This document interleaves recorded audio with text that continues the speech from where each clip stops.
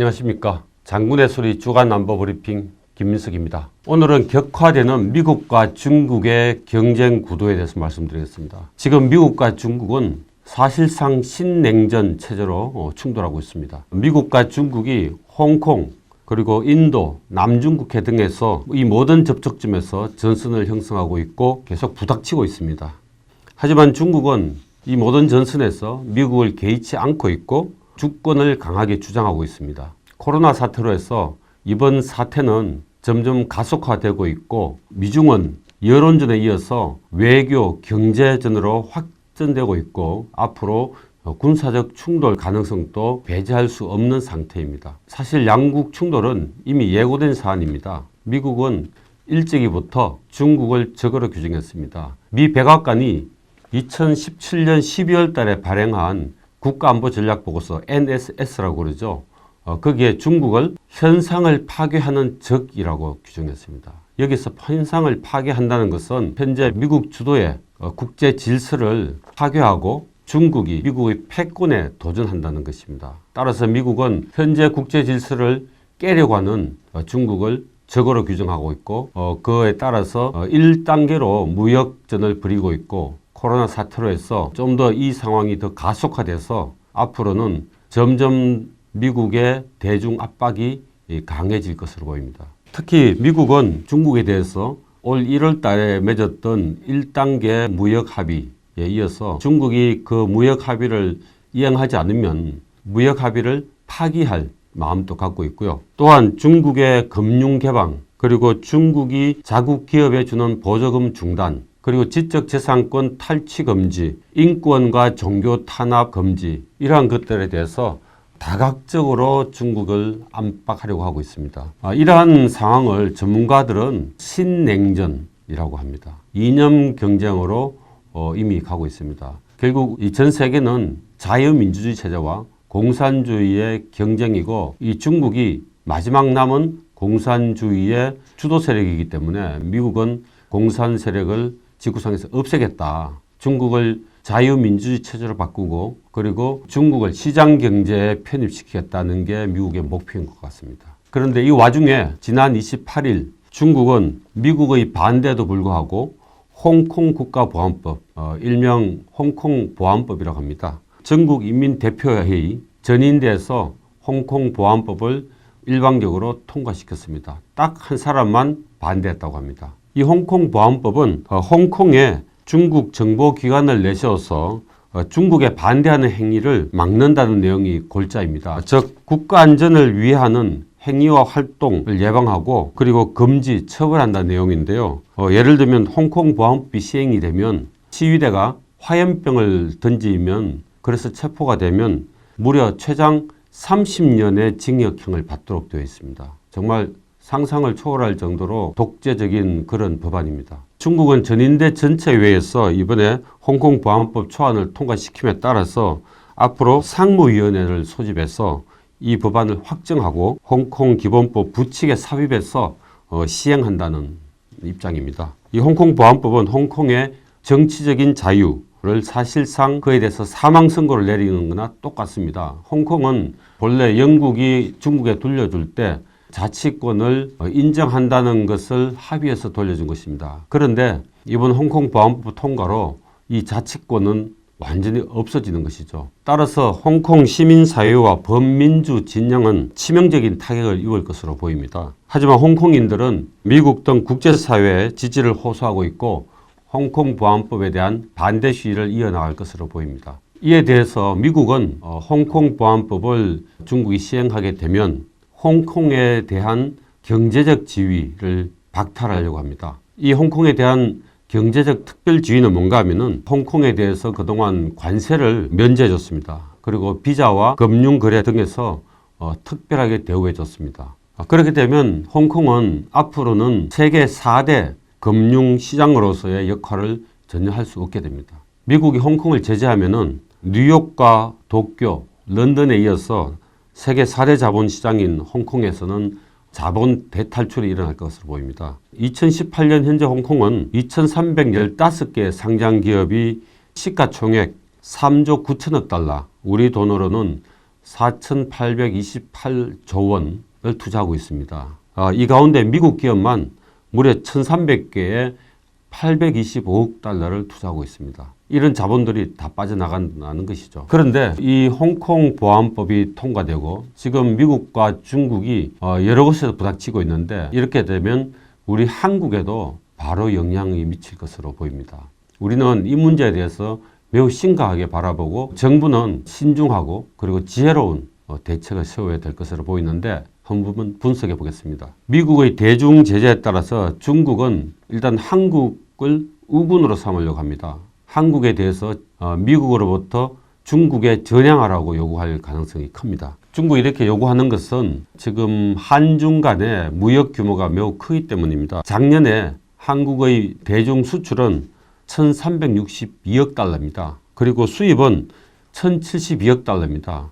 한국이 대략 290억 달러 정도의 흑자를 누리고 있습니다. 그래서 한국은 중국의 눈치를 사실상 볼 수밖에 없는 입장이기는 합니다. 이와 함께 정부는 북한과 관계 개선 그리고 북한 비핵화 문제 이런 등과 관련해서 중국의 협조를 바라는 차원에서 중국의 횡포에 적극적으로 대처하지 못하고 있습니다. 잘 아시다시피 사드 보복 아시죠? 주한미군이 성주에 사드를 배치하니까 중국에서는 그에 대한 철수, 한국에서 반대하라는 그런 요구로 해서 한국에 엄청난 보복을 했습니다. 중국인의 한국 관광을 막고 롯데와 같은 마트는 중국에서 거의 철수를 했습니다. 따라서 앞으로 미중 충돌이 더 거세지면은 중국은 한국에 대한 지지는 물론이고 방금 말씀드린 것처럼 전향을 요구할 가능성이 큽니다. 그러나 한국은 미국과 한미동맹을 맺고 있습니다. 6.25 전쟁 때 너무나 잘 알다시피 미국이 도와줘서 또 미군들이 도와줘서 유엔군을 불러서 와서 사실 이 대한민국을 지켰지 않습니까? 그 이후에 한미동맹이 계속 유지가 되고 한미 상호 방위조약도 체결되고 지금껏 북한의 위협이나 핵무기 이런 것 등에 대해서 미국이 사실상 한국과 함께 막고 있는 상황입니다. 그렇지만 한국이 이 한미동맹을 주장하면서 중국 편에 서지 않으면은 중국은 사드 보복보다 더한 보복을 해올 것으로 보입니다. 한국이 거부하면은 서해를 거의 중국이 내외화하고 있는데 여기에 대한 압박이나 또는 북한을 부추겨서 도발할 가능성도 배제할 수 없습니다. 왜 그런가 하면 현재 중국은 미국으로부터 엄청난 압박을 받고 있기 때문에 한반도에 전쟁이 나면은 6.25 때처럼 미국의 힘을 한반도에서 소진시킴으로 해서 미국이 중국을 공격할 수 있는 힘을 쓰지 못하게 하는 것이죠. 그런데 북한도 잘 아시다시피 올해 말이 되면 달러가 고갈이 되고 달러가 없으면은 동남아 등으로부터 쌀을 사올 수가 없습니다. 더구나 올 초에는 북한은 코로나 때문에 비료 수입을 못했습니다. 중국으로부터 비료 지원을 받지 못해서 올해 농사는 아마 엉망진창이 될 것입니다. 결국 내년에는 북한의 식량이 모자랄 가능성이 많습니다. 그래서 대북 제재를 풀고 어쨌거나 한반도에서 여유를 갖기 위해서는 중국이 북한을 부추겨서 도발할 가능성도 있고 북한은 그걸 이용해서 대북 제재를 해제하려고 하는 그럴 가능성도 없지 않습니다. 그런데도 불구하고 우리 정부는 여전히 중국 눈치를 많이 보고 있고 심지어는 우리 군 내에서도 중국 편에 서야 되는지 미국 편을 고수해야 되는지 고민하는 고급 장교들도 있는 걸 봤습니다. 정말로 심각합니다. 그렇다고 해서 한국이 미국과 중국을 놔두고 덩거리 외교를 하면은 과거 외교 사례상 양쪽 국가로부터 모두 배제를 받을 수밖에 없다. 그렇게 되면 한미동맹은 굉장히 와해될 가능성이 큽니다. 한미동맹이 와해가 되면 여러 문제가 생깁니다. 우선 북한 핵 문제에 대처할 수가 없습니다. 또 북한의 128만 명과 많은 재래식 군사력에 대한 대응도 쉽지가 않습니다. 북한 핵 문제를 한국이 홀로 대응해야 한다면은 한국 스스로 어떻게 되겠습니까? 핵무기를 개발할 수밖에 없습니다. 그러면 NPT를 탈퇴해야 되고 국제적인 경제 제재가 들어올 것입니다. 또한 한미동맹이 만약에 깨진다면은 한국의 신용도가 바로 하락할 가능성이 큽니다. 그러면 아마도 중국과의 무역 규모보다 더 많은 경제 피해를 입을 가능성이 많습니다. 그래서 우리가 한미동맹을 단순히 군사동맹으로 보는 게 아니고 한미동맹은 한국의 경제와 밀접한 관계가 있습니다. 한미동맹이 없으면 주한미군이 없으면 외국 투자자들은 한국의 리스크가 크다. 안보 리스크가 매우 높기 때문에 투자를 끊을 수밖에 없습니다. 그러면 바로 한국의 신용 등급이 떨어집니다. 그러면 한국의 기업들은 수출을 하기가 쉽지 않고 또한 자원을 유치하기도 쉽지 않고 그리고 자원을 유치하더라도 많은 이자를 부담해야 되는 상황이 생깁니다. 그래서 이는 한국 발전에 엄청난 영향을 줄 것으로 보입니다. 또 한 가지는요. 저는 한국은 자유민주주의 시장 경제를 하는 나라입니다. 미국도 자유민주주의 시장 경제를 하는 나라입니다. 중국은 다릅니다. 중국은 공산주의입니다. 그리고 일당 독재입니다. 공산당에 의한 일당 독재이고 현재는 시진핑이 거의 군주처럼 왕 노릇을 하고 있기 때문에 현대사회에서 시진핑의 공산 독재주의가 이루어지는 게 중국의 현실입니다. 우리가 그런 중국과 함께 동맹을 하고 살 수는 없는 일입니다. 그리고 이번 달이 6.25 70주년입니다. 6.25 전쟁이 발생한 지 한국 전쟁이 발생한 지 70년 되는 해입니다. 당시 중국이 참전하지 않았더라면 한반도는 통일됐을 가능성이 많습니다. 그리고 중국군이 한반도에 개입함으로써 얼마나 많은 피해가 있었습니까? 그러나 중국은 한 번도 한국 전쟁 개입에 대해서 사과한 적이 없습니다.